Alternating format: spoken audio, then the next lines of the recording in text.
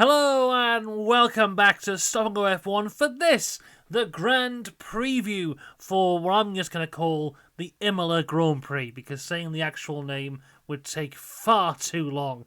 And speaking of things that take far too long, it's time to thank the members before we get into the video. Huge thank you to all of them, including Dakota, The Joyous Jane, Veron Myers, Cinnamon Strudel, Michael Johnson, Mr. Eurovision 1986, Philip Doganzik, Flandy Skick, No Elam on Sandwiches, and Sarah Jowett. If you want to become a member, click the link in the description down below. You get your shout out, you can get videos early, all loads of fun stuff. But it's time to talk about the Imola Grand Prix. Remember to like and subscribe, of course. We're going to have a look at some stats later on the statistical slip road. We've got our special helmet street.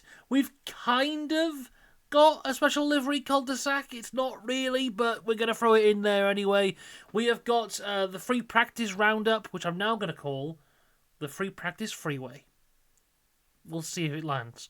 And of course, we're making our predictions later on. The predictions that we have never, ever, ever got wrong. So, let's start with, I say news, it's news, because it's really a rumour. But it's such a big rumour that we have to talk about it, because it's the only thing that's really happened this week. Of course, there was the stuff that happened a couple of weeks ago, where Alpine imploded, but we've already discussed that at quite some length already. So if you want to hear about that, all the videos are already out there. Let's talk about this, though, because Red Bull are reportedly considering sacking Christian Horner after the Imola Grand Prix amid a poor 2025 season and internal divisions.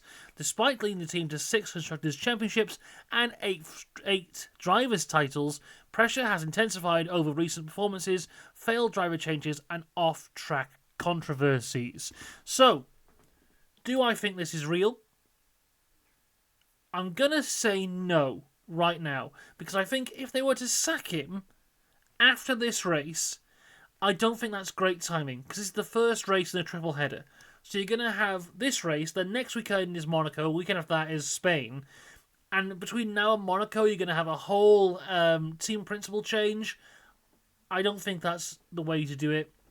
As we saw in Alpine, that's not how they did it. They did it in the gap. So if Christian Horner is to be sacked, I don't think it's going to happen until at least after the Spanish Grand Prix, once this triple header is out of the way. Do I think Christian Horner could be sacked? Yes. You know, firstly, it goes without saying, everything that happened at the start of last year, with the whole thing with the woman he was working with, and the text messages, and all that kind of stuff, which has led to seemingly led to many people leaving Red Bull. You know, that alone, I think, is worth saying maybe he should be sacked, and maybe he should have been sacked a year ago. But then, you know, adding in this year, I saw, when I read this initially, they were like, oh, after poor 2025 season results. And my initial thought was, oh, they're not doing that bad. Max is third in the championship. But then I remembered, and sometimes it's hard to remember this, but Red Bull actually have 2 drivers. And if you look at the second driver of Red Bull, which at the minute is Yuki Tsunoda, it's hard to keep track, but that is where they are at the minute. It's not going too well. Yuki Tsunoda has scored 9 points, and only 6 of them have come from his time at Red Bull. 3 of them were from the Racing Bulls.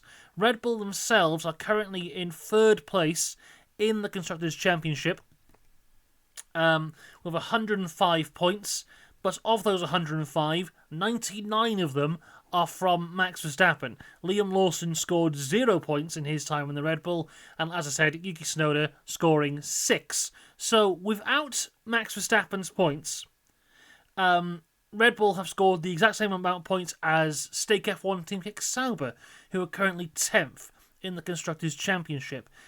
So yeah, not looking too good actually when you look at it on the face of things. Red Bull not in a great position. So do I believe that Christian Horner could be sacked? Yes, I do. The thing about it is, this is Red Bull's 400th GP this weekend. A huge milestone, I'm sure you will agree. And he has been part of this team since day one. Every single race they have done, he has been a team principal for them, which is insane. You know, we see the minute the the merry-go-round is the word I was looking for. The merry-go-round of team principals in Formula One.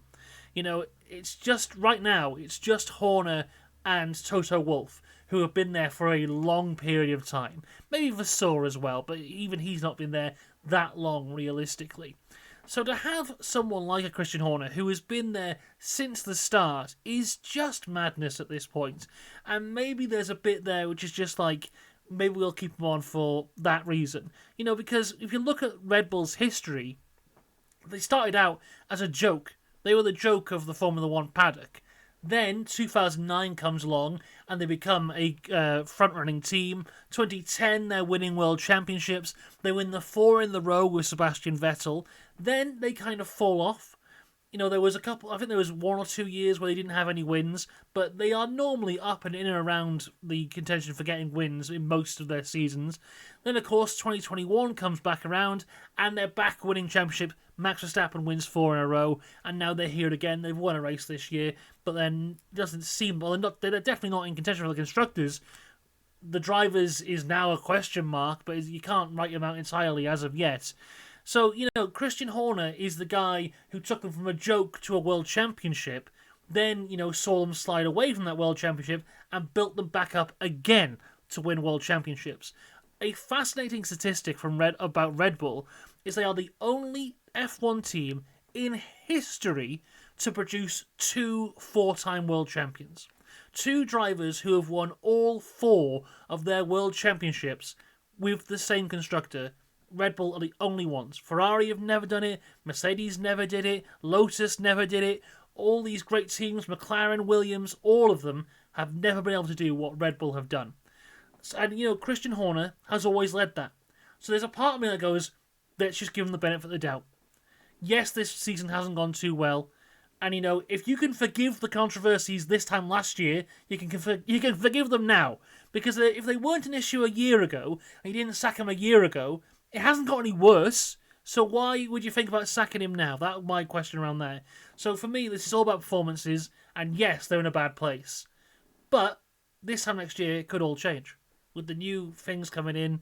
So, do I think he deserves to be sacked? If he was sacked this time last year, I would understand it. If he was sacked now, I think no.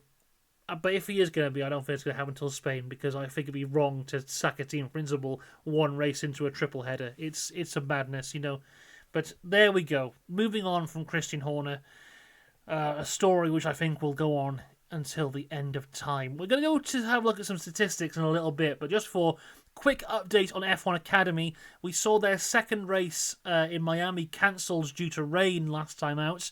That race has now been added to the Canada schedule. So 3 races for F1 Academy in Canada.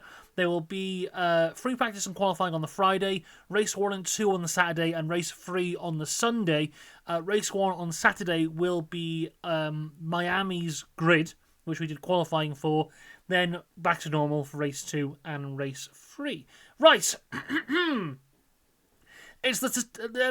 my goodness. It's the statistical slip road. It's a hard word to say. Here are some very interesting things about the numbers surrounding this weekend. So firstly, this weekend this whole year we're celebrating the 75th year of Formula One, but that actually happened on Tuesday. Tuesday was the 75th birthday of Formula One, so this is the first F1 weekend actually in the 75th year of Formula One. Well, actually, this is the 76th year now, isn't it? Well, there you go. Either way. The race also takes part on Heinz-Harald Fretzen's 58th birthday. So happy birthday to Heinz-Harald for this Sunday. Looking at our current drivers, though, Oscar Piastri took his 6th F1 win last time out, which now puts him among the ranks of Sergio Perez, Ralf Schumacher, Riccardo Patrese, Jacques Lafitte, Gilles Villeneuve, Jochen Rindt, John Surtees, and Tony Brooks. Oscar Piastri could take his 4th win in a row now this year. Of course, he's won the last 3 races. If he was to win his 4th race in a row, he would join another lovely group of people, because every driver to win 4 races in a row has been or has gone on to become F1 world champion. So That's a great little statistic to have there. Sterling Moss has won 3 in a row, and of course he was never world champion. Every driver who has won 4 in a row has become world champion at some point in their career. Looking forward now to this weekend, Max Verstappen is still one behind Michael Schumacher for podiums with the same constructor, but now is only 4 laps behind Sebastian Vettel on all-times laps in the lead. Max will also have his 216th GP this weekend, which will put him 1 ahead of Mark Webber to go 17th of all time. Max Verstappen and Lando Norris became the 17th most often duo together on the front row after the Miami Grand Prix, when they shared the front row for the 11th time. Verstappen's pole put Red Bull just 1 behind Lotus all time, in 5th on 107 pole positions, and of course Red Bull will celebrate their 400th GP this weekend, which puts them equal 6th all time with Renault. Looking at the Imola track itself now, a huge weekend for people who enjoy qualifying, because 64% of the wins at Imola have come from the front row in its 31 races since 1980. The race has never actually been won from outside the top 5. That is a statistic shared with 8 of the tracks on the 2025 calendar. Imola is also one of the 6 tracks that Lewis Hamilton has been to more than once and has only ever won once. If Max Verstappen can win this weekend, and my God, it is a big if, but if he can win this weekend, he will go second by himself for all-time wins at Imola. He currently shares second with Senna and Prost, all of whom are on 3, with Max Verstappen winning the last 3 Imola races in a row. Michael Schumacher has the most wins here with 7. But Lando Norris has experienced great success also here at this track with 3 podiums, making him the joint most successful current driver at this track in terms of podiums alongside Max Verstappen, who also has 3, all of his being wins. This is also the track where Lando has his highest amount of podiums. So it is Lando Norris's most successful track in terms of podiums this weekend is Imola. But if McLaren were to win here this weekend, it'd be a monumental win, because the last time a McLaren car won at Imola was in 1998 with David Coulthard. So a long time since we've had a Monaco winner, but it's looking more and more likely with each day that passes. And of course, which one will it be? I'll give my prediction later on. Upgrade corner now. A big upgrade corner as well, because McLaren have brought a rear corner, rear wing, beam wing, front suspension. Ferrari, rear corner, rear wing, beam wing. Red Bull, engine cover, rear suspension, rear corner. Mercedes, front suspension, front wing, engine cover. Racing Bulls, floor body, engine cover. Haas, floor body, floor edge, diffuser, rear corner, rear suspension. Alpine, front wing, engine cover.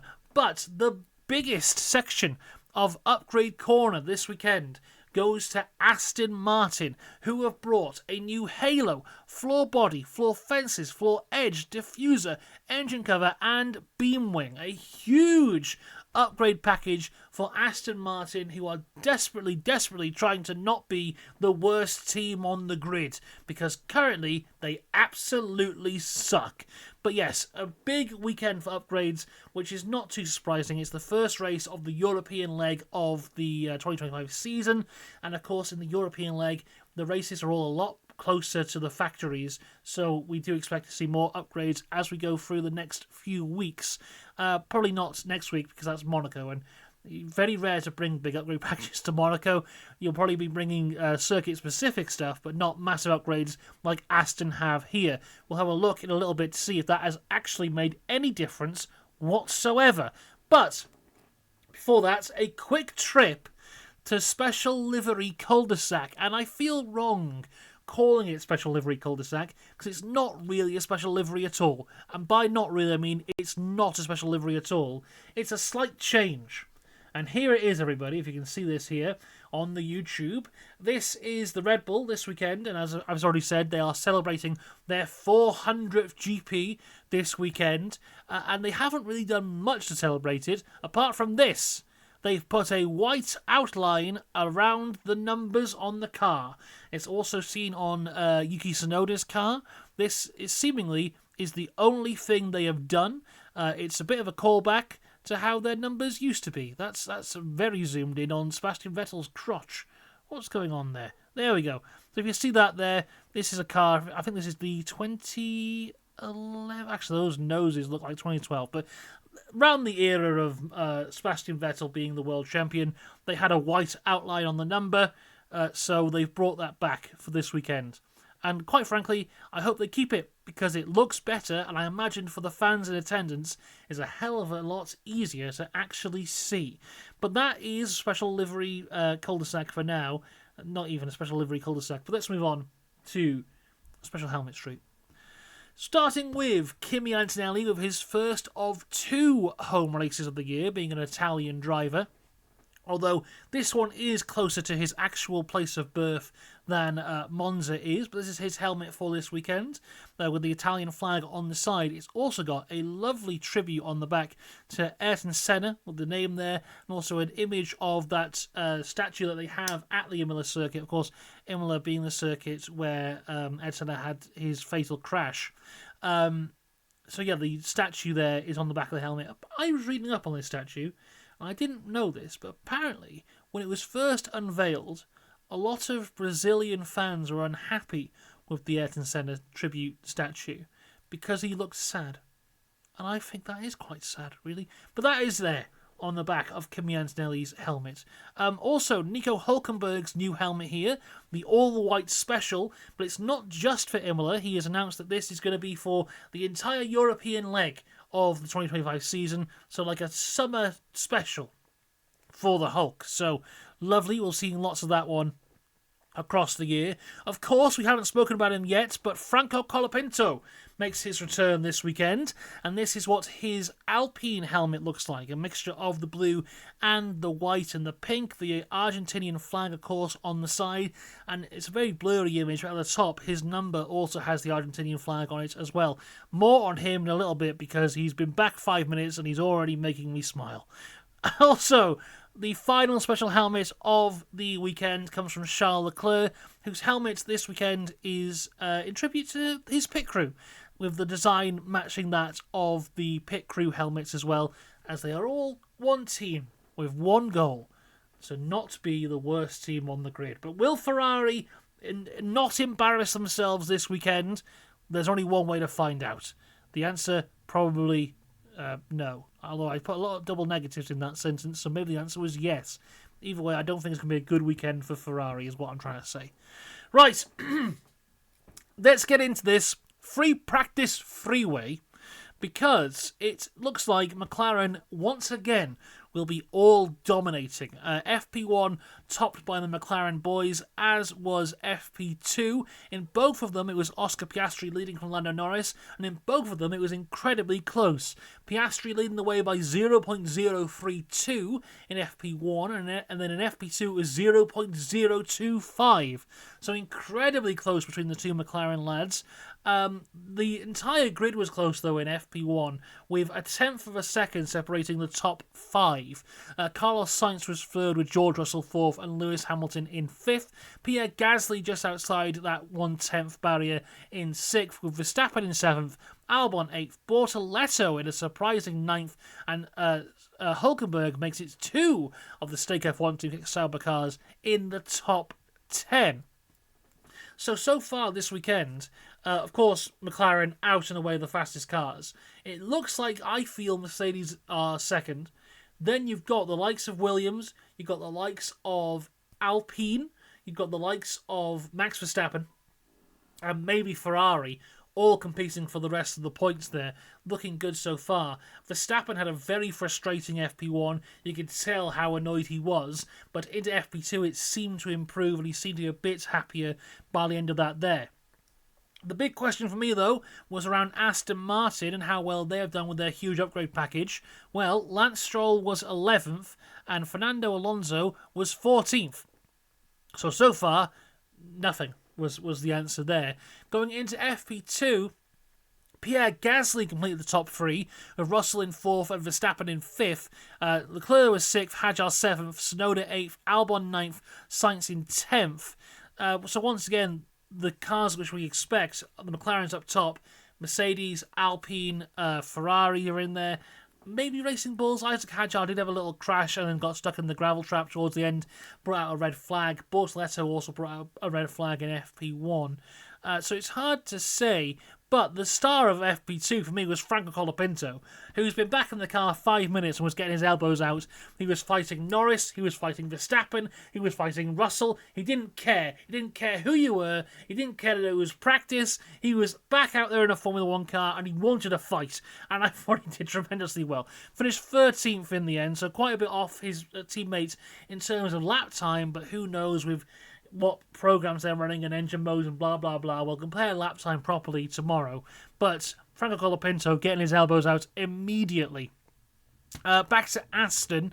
Alonso was 14th, Stroll was 17th, so no major increase of speed as it seems right now, looking towards this weekend from their big upgrade package. Time will tell, of course, and we'll see where they are this time tomorrow. But yeah, interesting ones from here. I think the fight for P1 and P2 is sorted, but third down I think is very, very interesting because, like I said, George Russell has been tremendous all year and has been in the top 5 of every qualifying and race so far, so I think he would continue that. Max Verstappen, you can never count him out, but I thought Williams, Alpine look great. Ferrari look like they're really, really rather struggling, so it's hard to say where everyone will finish, but my predictions, we'll do it now. Here we go. My predictions for this weekend, firstly, is Lando Norris will win this race. He's fantastic at Imola, as we've already seen. It was a few years ago where he had the only podium of any driver not in a car in the top 3. Was that 2022, maybe? I'll double check that whilst we're here. But yeah, there's something with him and this track. They work well together. But yeah, I think that'll be how that 2021, sorry. So in 2021, every podium that's not right. He got a podium in 2021 at this track, but that wasn't it was 2022. I was right the first time. I should have backed myself.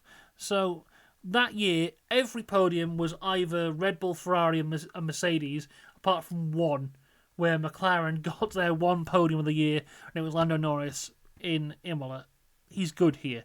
And I think the story of Formula 1 as the season progresses changes all the time. You know, we came into the year with Lando Norris as the favourite, everyone saying how fantastic he was going to do, and with Piastri making that mistake in Australia, it was like, yeah, Lando Norris is going to dominate this.